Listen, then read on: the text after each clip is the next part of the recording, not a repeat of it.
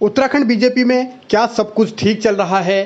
क्या लगातार दूसरी बार सत्ता में आने के बाद भारतीय जनता पार्टी के भीतर के हालात सामान्य हैं? क्या सरकार और संगठन के बीच पहले जैसा ही तालमेल है या फिर बहुत सारी चीज़ें बदली बदली लग रही हैं? हाल फिलहाल बहुत सारे संकेत ऐसे मिले हैं, बहुत सारी चीज़ें ऐसी हुई हैं जो कुछ अलग सी लगती हैं, जो कुछ अनसुलझी सी लगती हैं और जिनके जरिए ये संदेश भी जाता है कि शायद कुछ असामान्य हुआ है। हालिया दिनों में मदन कौशिक के प्रदेश अध्यक्ष पद से छुट्टी की खबरें भी उड़ी थी, यानी उन्हें प्रदेश अध्यक्ष पद से हटाया जा रहा है, इस तरीके की अफवाहें चली थी। लेकिन तब आलाकमान की ओर से कहा गया कि फिलहाल मदन कौशिक बने रहेंगे। लेकिन उसके बाद भी मदन कौशिक आखिर क्यों कटे कटे से हैं? आखिर क्यों हरिद्वार में जब मुख्यमंत्री धामी पहुंचते हैं तो मदन कौशिक वहां नहीं रहते, जबकि बतौर प्रदेश अध्यक्ष ये स्वाभाविक ही होता है और वो विधायक भी हरिद्वार शहर के हैं, तो एक प्रोटोकॉल के तहत भी होता है कि वो मुख्यमंत्री के साथ कार्यक्रम में आए। लेकिन यहाँ हालिया दिनों में दिखा है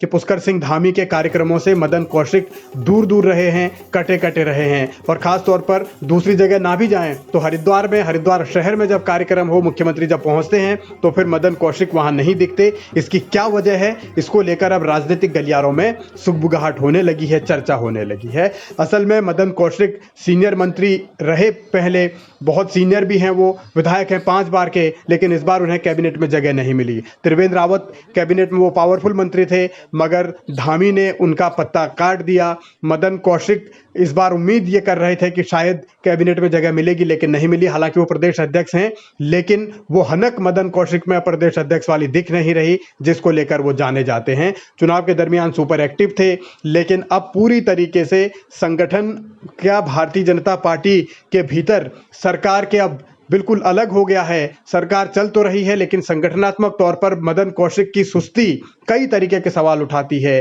क्योंकि मदन कौशिक जिस राजनीतिक कौशल के लिए जाने जाते हैं वो चीज़ें अब दिख नहीं रही और सीएम से अलग अलग रहना, कटे कटे रहना, एक तमाम सारे ऐसे सवाल हैं जो भारतीय जनता पार्टी के भीतर उठ तो रहे हैं। हालांकि इन चीज़ों को बहुत ज़्यादा हाईलाइट अभी किया नहीं जा रहा, लेकिन सियासी तौर पर इस बात से इनकार नहीं किया जा सकता कि मदन कौशिक के मन में ये टीस जरूर होगी कि वो 5वीं बार के विधायक, लगातार 5 बार जीते, फिर भी मुख्यमंत्री के दावेदार के तौर पर उनका कहीं नाम तक नहीं आया, जिक्र तक नहीं हुआ और मदन कौशिक को कैबिनेट से भी हटा दिया गया।